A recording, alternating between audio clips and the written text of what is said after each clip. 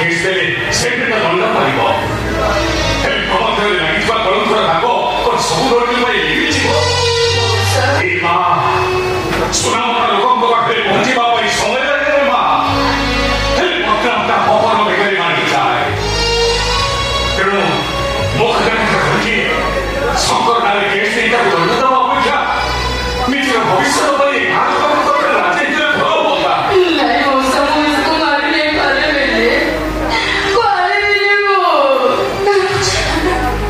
ଠିକ ଅଛି ମା, ଯାହା ତମର ଇଚ୍ଛା।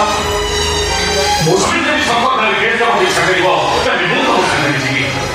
ହେମନ୍ତ ବିଜ୍ଞାପନ ବାସତ କରନ୍ତୁ କି ମୋ ଘର ପଡ଼ି ଦିଅନ୍ତୁ, ମୁଁ ତମ ସାଙ୍ଗରେ ଛିଡ଼ା ହେବି।